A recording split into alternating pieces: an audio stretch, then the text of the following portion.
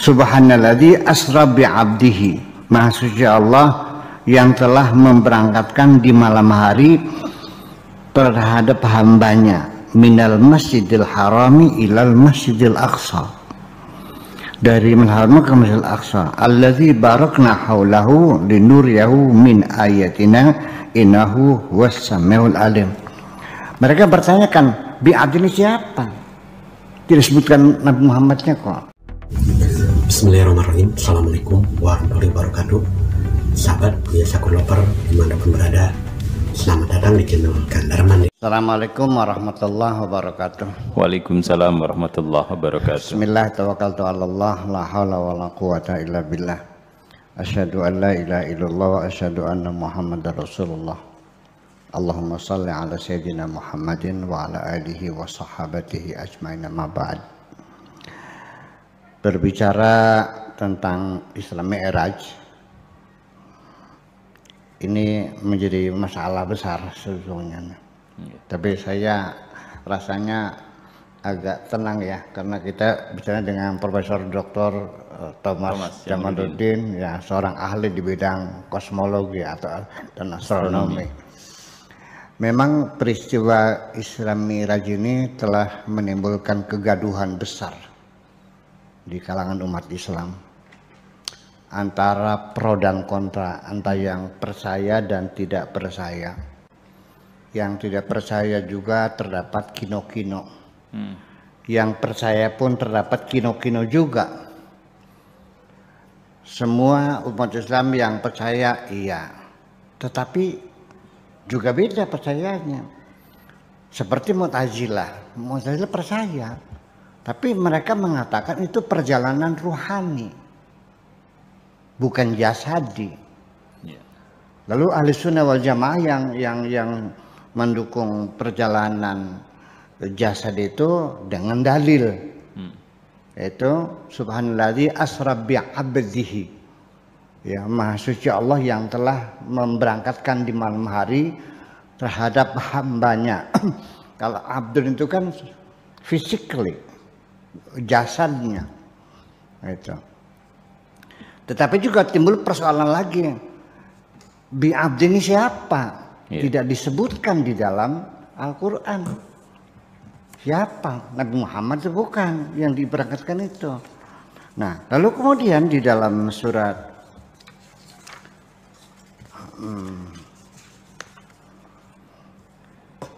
Al-Isra sendiri yang tadi disebutkan oleh Pak Profesor Kamaruddin, coba kita lihat.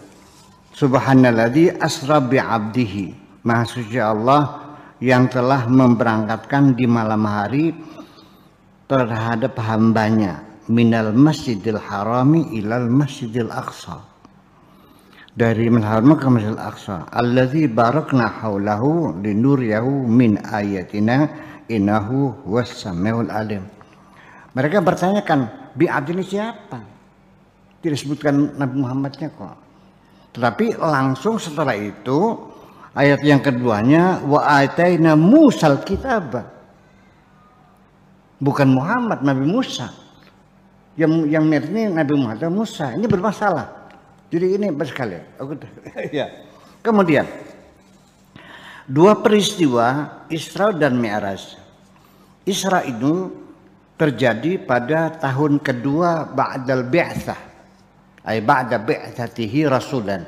Setelah Nabi diangkat jadi Rasul, tahun kedua itu diisrakan. Jadi surat Al-Isra ini turun pada tahun kedua setelah Nabi diangkat jadi Rasul, yang bunyinya seperti itu, subhanalladzi asra bi'amdihi lailan minal masjidil haram ila masjidil aqsa.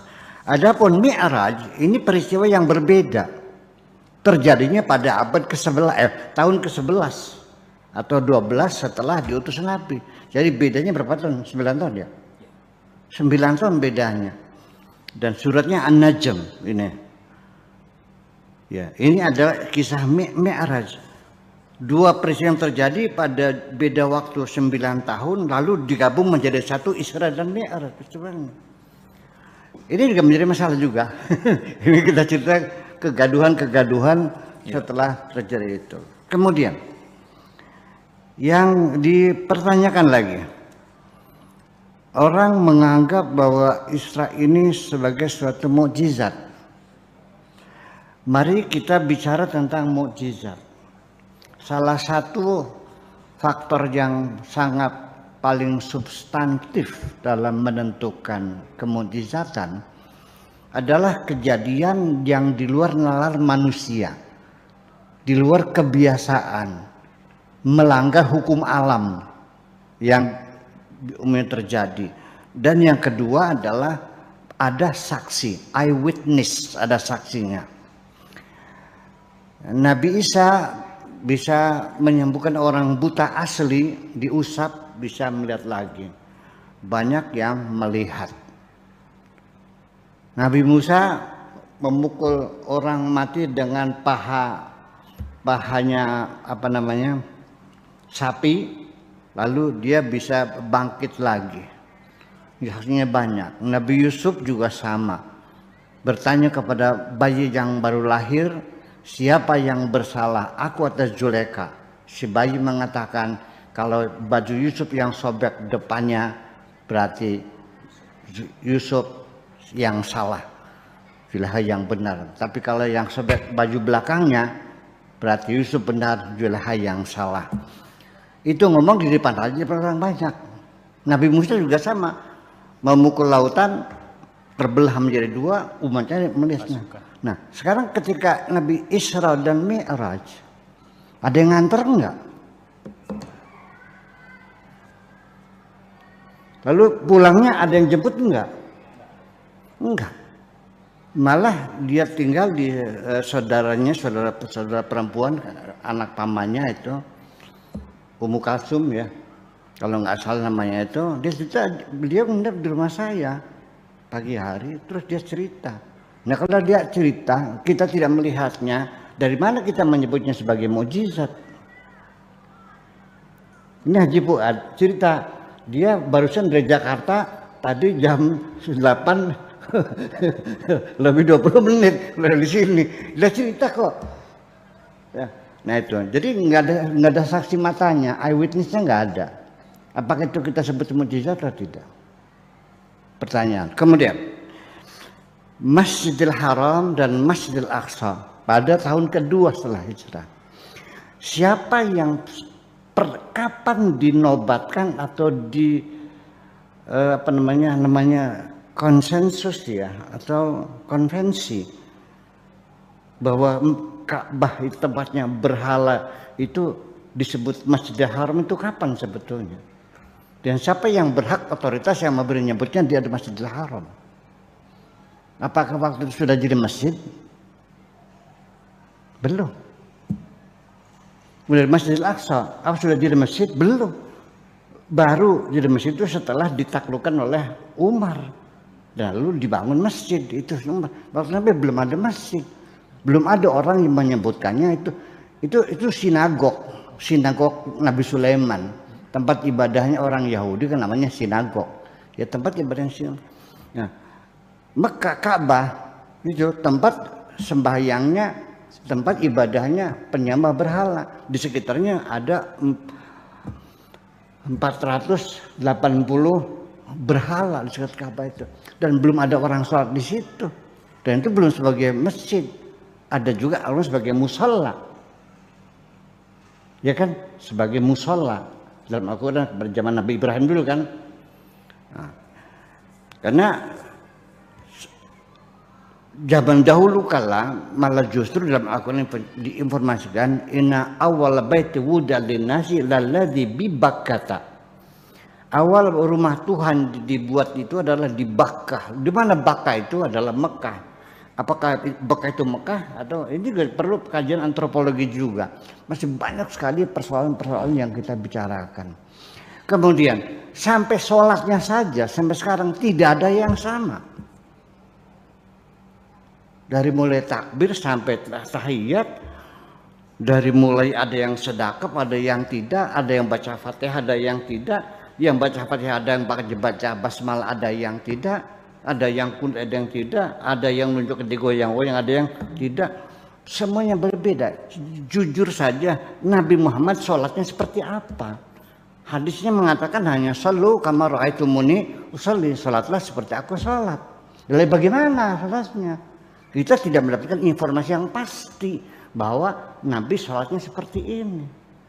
Pernah saya konfirmasikan dengan Dr. Quraish Shihab.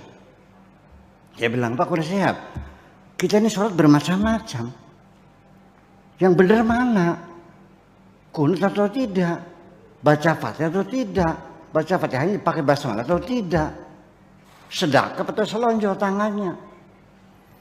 Waktu nunjuk di wayang-wayang atau tidak?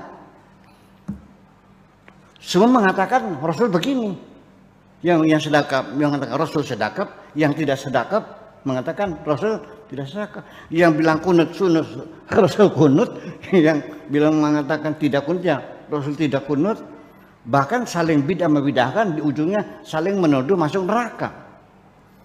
Gara-gara kunut masuk neraka. Ini jadi persoalan. Nah, persoalan Islamiyah ini sampai sekarang ketika kita bicarakan dengan secara rasional, saya banyak gagal. Di penghujungnya malah bertengkar pokoknya. Masing-masing dia mengatakan pokoknya. Ya sudah, pokoknya maksud itu lagi. Jadi ini penting sekali forum semacam ini kita bilang dengan ahli, kan gitu. Ya. Banyak persoalan semacam itu. Dan kemudian Pak Quraish Shihab mengatakan karena Rasulullah yatanawwa'u fi salatihi. Nabi itu salatnya bervariasi. Jadi kadang-kadang sedekap, kadang-kadang tidak, kadang-kadang baca kunut, kadang-kadang tidak, kadang-kadang usul, kadang-kadang tidak, kadang-kadang baca Fatihah, kadang-kadang tidak. Nanti kadang-kadang baca Fatihah, baca basmalah, kadang-kadang Fatihah tanpa basmalah. Begitu kira-kira kata Profesor Dr. Syekh. Saya bilang ya udah, kalau begitu saya pengen sholat seperti Nabi seperti itu. Nanti digoyang-goyang, nanti kadang-kadang tidak, nanti kadang-kadang sedekah, kadang-kadang tidak. Boleh nggak? Ketawa dia. Ini jadi persoalan. Dan juga kebanyakan hadis-hadis Nabi tentang sholat itu nggak ada hadis mutawatir. Semuanya hadisnya hadis ahad semuanya. Kalau hadis ahad itu berbeda-beda. Kalaupun sahih, sahih li ghairihi. Kalaupun hasan, hasan li ghairihi. Jadi mencapai dengan sahih itu karena ada hadis lain yang lafadznya yang sama, lafadznya berbeda tapi maknanya sama. Jadi sahih li ghairihi. Nah, kembali lagi.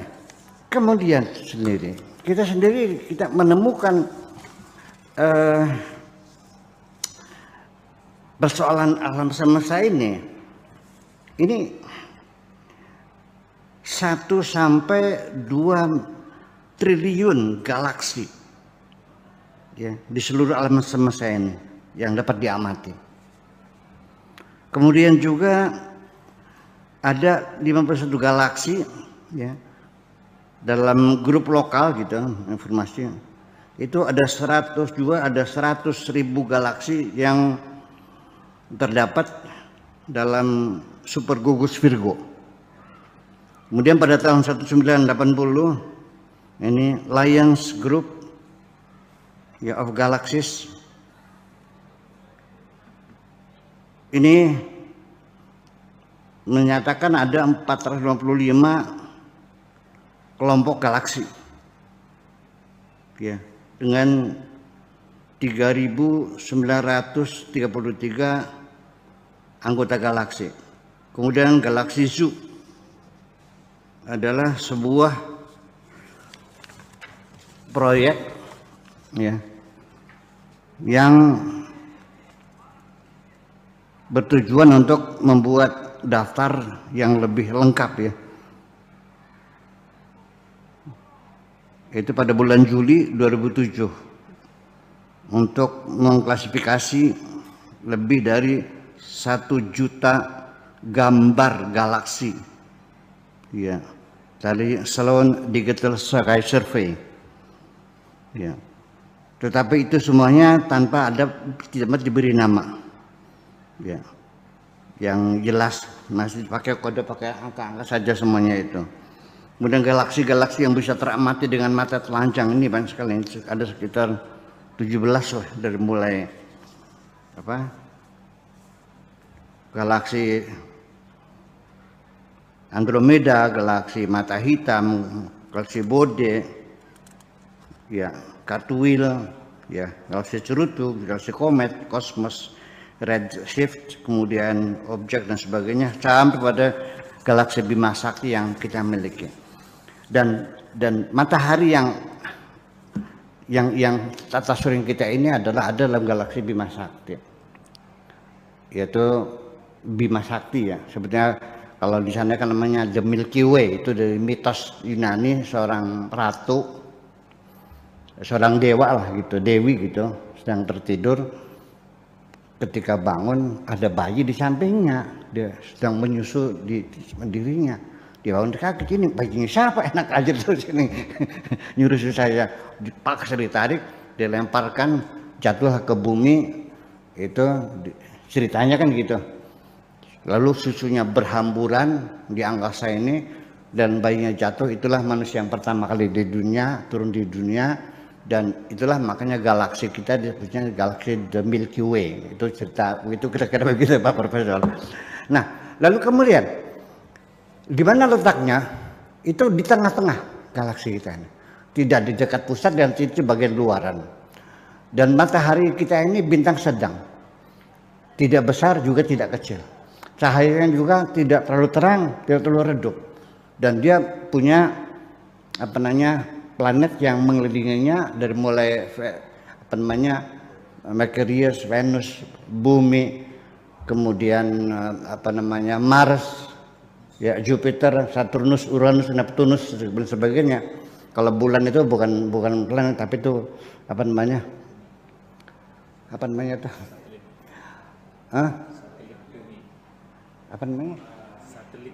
satelit. Ya, bukan planet, itu satelit gitu. Dan kemudian juga ini matahari di tengah-tengah galaksi seperti satu titik debu yang sangat kecil sekali. Buminya nggak kelihatan. Oke deh, kita mendekat sedikit ya, sehingga bumi kelihatan satu titik, satu butir seujung jarum. Saya mau nanya, di mana Ka'bah? Di situ, titik itu. Di mana Madinah? Ya di situ, di titik itu. Washington DC mana? Ya di titik itu. Moskow mana? Ya di titik itu. Indonesia? Ya di titik itu. Ada jarak nggak? Ada. Persoalan. Jadi yang namanya jarak itu di mana kita berada. Itu ceritanya. Kemudian persoalan waktu. Sebetulnya yang lebih mencerminkan nama-nama planet itu hari dalam bahasa Perancisnya Mercury, Samedi, Dimanche, ya kan itu daripada Inggris mah, karena nama-nama dewa-dewa semacam itu kan lebih dekat dalam bahasa Perancisnya. Sekarang yang perlu kita ketahui bahwa sejak kapan waktu itu terlahir? Waktu itu ada atau tidak ada? Bagaimana munculnya waktu? Bagaimana persepsi waktu? Seperti apa? Manusia dulu tidak tahu waktu. Pokoknya dia tahunya ya kalau siang terang, kalau malam gelap, nanti sebulan sekali matahari bulannya bulat sebagainya. Kemudian kalau matahari ada di kutub utara banyak hujannya jarang, ada hujan. Baik kalau ada di kutub selatan itu banyak hujan. Nah, kemudian bayang bergeser. Nah, itulah. Maka kapan orang itu membuat waktu? Itu dalam sejarah Yunani, sejarah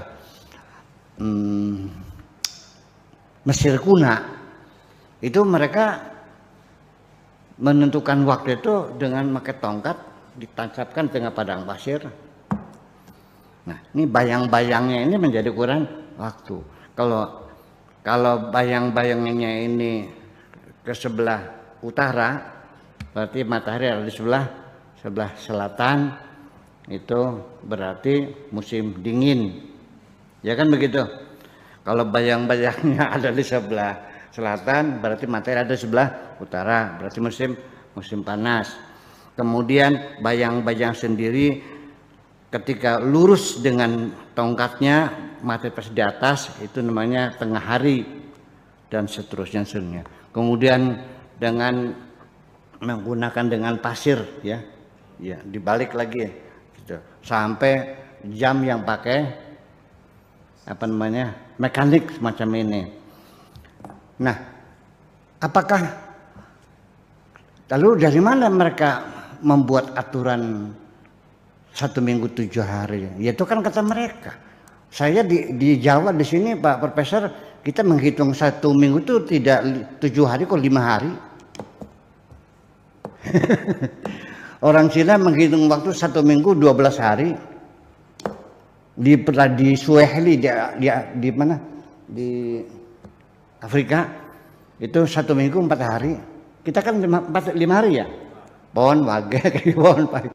Kita bukan 7 kok. Jadi ternyata kan penanggalan berbeda-beda. Nah, disitulah maka terjadi satu perbedaan. Nah, ketika orang Eropa, ya peradaban Masehi, namanya kalender Masehi, itu kan dicangkolkannya dengan matahari.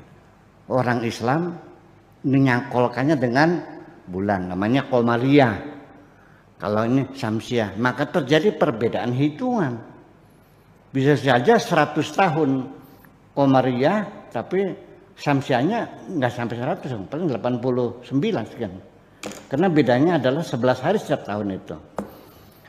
Nah, kemudian bagaimana? Apakah betul 1 hari itu 24 jam? Tidak, tetap ada kurangnya sekian menit. Kita 23 jam 50 jadi kurang 4 menit lah bedanya. Jadi makanya ada tahun kabisat dan sebagainya. Jadi itu semuanya adalah masalah-masalah yang sangat relatif semuanya itu. Dan Big Bang juga kalau nggak salah 11 tahun yang lalu pernah disesuaikan terlambat 4 menit waktu itu. Ya, ini jadi waktu itu sebetulnya di mana sih? Dasarnya apa? Waktu itu ada syarat pertama, ada ruangan, dan yang kedua ada benda yang bergerak yang menjadi patokan, yang rutin yang rutin. Nah, andaikan matahari, andaikan bumi ini tidak berputar, ada besok nggak? Ada kemarin nggak? Nah, itulah nanti sorga itu kenapa menjadi abadi, karena di sorga nanti alamnya tidak ada bulan, tidak ada matahari, tidak ada benda langit yang bergerak, semuanya dalam keadaan apa namanya stabil. Makanya ya tidak tua-tua gitu. Itu kemudian lagi, apakah waktu kita di bumi ini sama dengan di bulan? Beda. Pak Haji Fuad istrinya melahirkan anak di bulan. Pak Toto punya anak melahirkan di bumi pada detik yang sama. Nanti ternyata anaknya Haji Fuad umurnya baru 30 bulan, anaknya Pak sudah 30 tahun. Karena perbedaan waktu. Jadi di mana kita berada posisi ketika kita berada di luar bumi, maka kita tidak terikat dengan batasan waktu yang berlaku di bumi. Kedua, ketika kita bisa berjalan, mengendarai sesuatu kendaraan dengan kecepatan cahaya, yang kecepatannya itu 200.000 km per detik. Jadi kalau Anda punya kendaraan yang kecepatannya cahaya, itu 1 detik bisa keliling dunia 7 kali. Berarti kecepatan cahaya kita berarti keluar dari dimensi waktu semacam ini. Nah, buraq itu adalah barqun, kilat. Jangan-jangan itu adalah simbol kendaraan yang dipakainya dengan kecepatan cahaya. Semacam itu. Tetapi gambar imajiner kuda yang kepalanya perempuan cantik itu gambar imajiner itu. mau percaya atau tidak. Nah, saya ingin umat Islam jangan bertengkar masalah ini, supaya yang percaya ya silakan, yang tidak ya silakan. Apakah perjalanan jasadi, apakah perjalanan rohani dan sebagainya. Supaya jangan bertengkar, maka saya ingin mengatakan bahwa ada hal yang perlu dipercayai, ada yang boleh percaya, boleh tidak. Jadi yang wajib dipercaya satu, bahwa Nabi melakukan Isra, Nabi melakukan Mi'raj.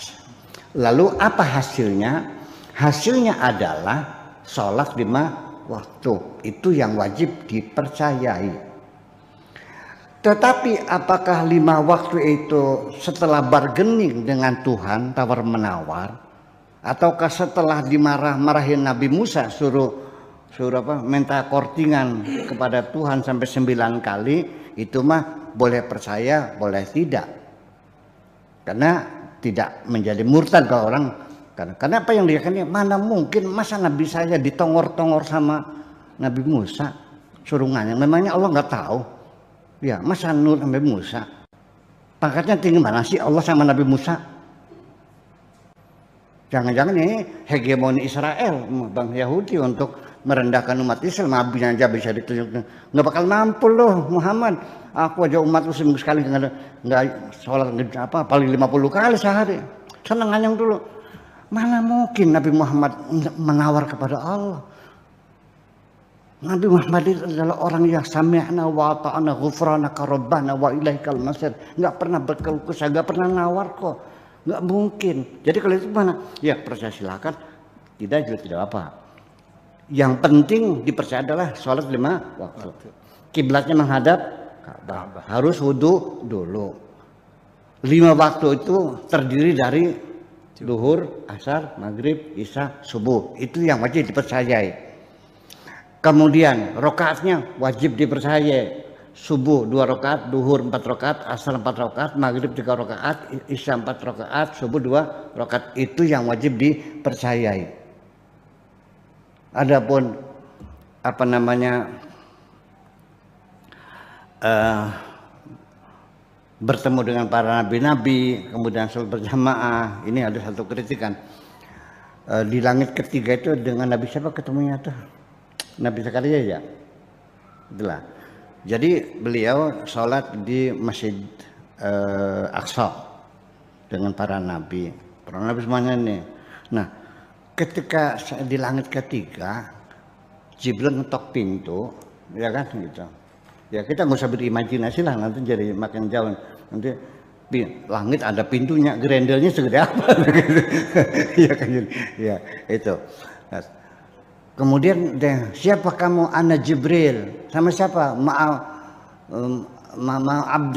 Abdul Salihun ibni Salih. Muhammad bin Abdullah. Silakan masuk. Begitu ketemu, oh kamu Muhammad. Dia nanya, jadi kamu sudah betul jadi nabi? Iya. Kok nanya? Tadi katanya sholat berjamaah. Nah, ini. Jadi artinya bahwa ada beberapa hal yang semacam itu. Jadi nanti ada kajian khusus itu bahwa ada satu tren namanya rihlah samawiyah. Jadi perjalanan langit menjadi satu model sastra pada zamannya, apakah itu